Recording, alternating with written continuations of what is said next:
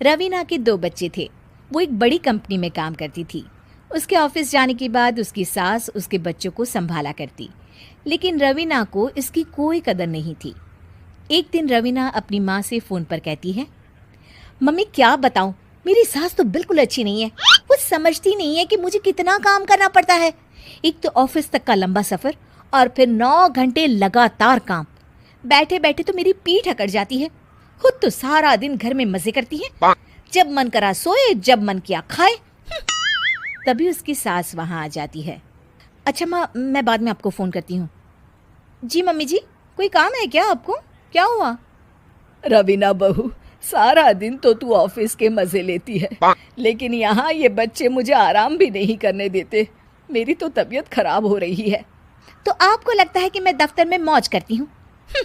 आपको क्या समझाऊँ, छोड़िए। माँ, काम करना भी ज़रूरी है। मजबूरी नहीं होती तो मैं खुद ही अपने बच्चों को देख लेती। अब आज तो छुट्टी है ना, आज तो कम से कम घर का काम कर ले। बहू काम शुरू करती है। बच्चे के साथ काम करना उसके लिए असंभव हो जाता है।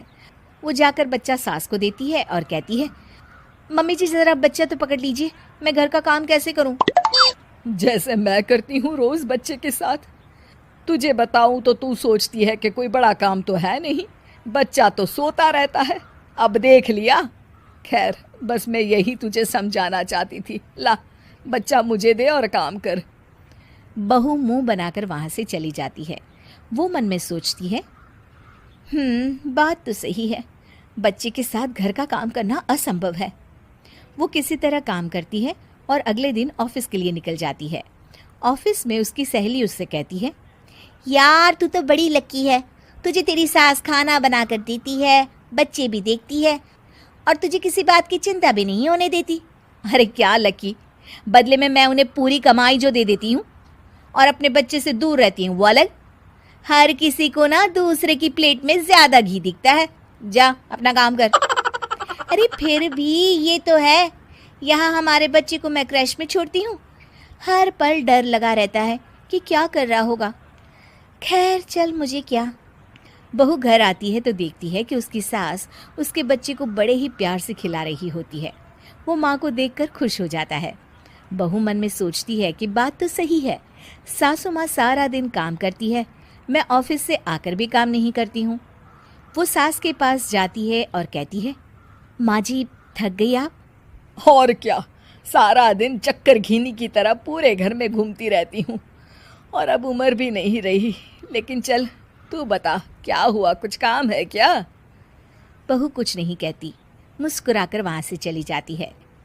लेकिन अगले दिन सुबह सुबह बहू सास से पहले उठकर उन्हें चाय देती है। अरे आज सूरज कहाँ से उगा है, तू पहले उठ गई।